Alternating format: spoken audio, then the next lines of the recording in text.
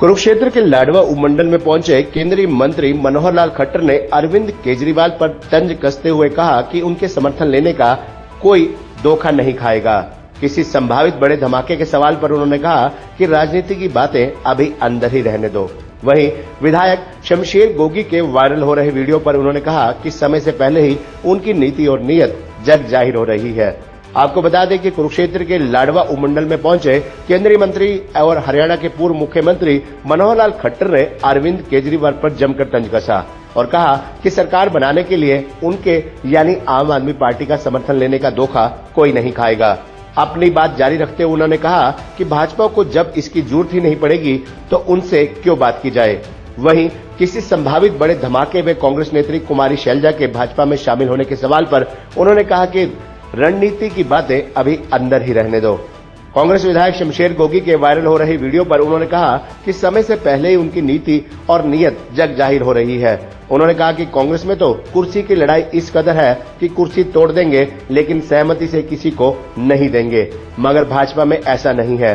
उन्होंने कहा कि योग्यता गुण सौम्यता के बूते पर मृदुभाषी नायब सिंह सैनी मुख्यमंत्री के पद पर काबिज हुए हैं। ये घपले तो करने पड़ते हैं, घपलों का धंधा थोड़ी करती है। मैं नहीं बोल रहा, उनकी वीडियो चल रही है, आप लोग मिल गए कि ये कार्यकर्ता के तो हो सकता है तो मुझे नायब सिंह सैनी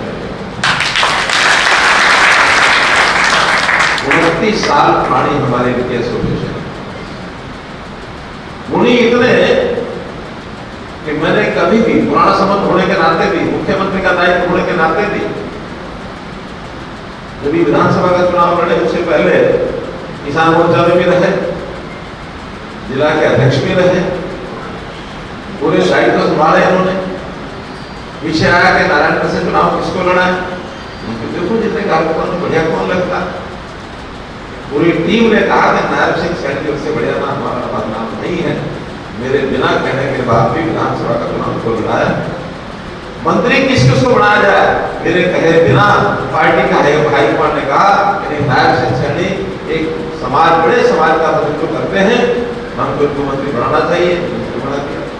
अगली बार लोकसभा के चुनाव में कि कुरुक्षेत्र लोकसभा से किसको लड़ाया जाए, अब हमको नहीं पता था कि इनके माथे की रेखा इतनी तेज है।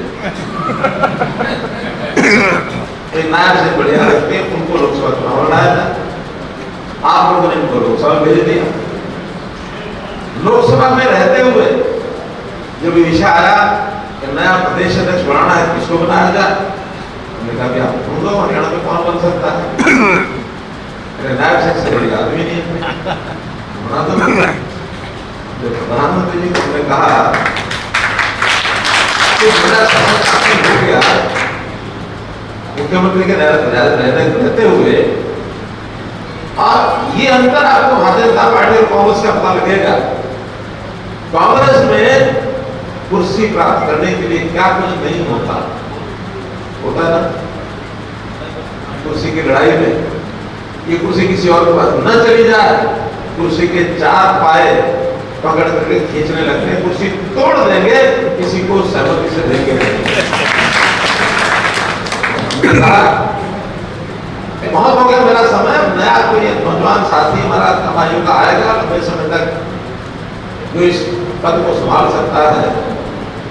प्रधानमंत्री जी से कोई बार बात हुई और अपने प्रधानमंत्री ने कहा कि आपको नायब सिंह सैनी कैसा लगता है।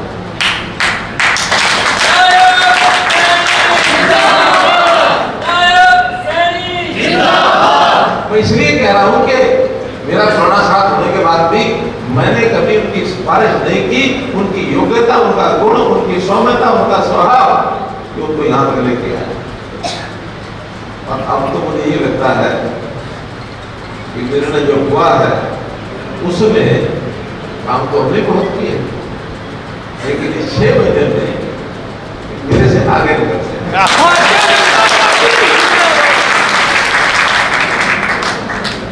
भारत माता की जय। उनकी सपोर्ट का धोखा कोई भी नहीं लेने वाला।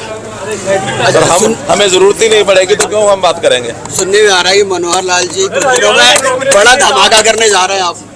देखिए, कुछ बातें रणनीति की होती है, अंदर रहने दो। शैलजा जी आ रही बीजेपी में, कुछ बातें रणनीति की होती है, अंदर रहने दो।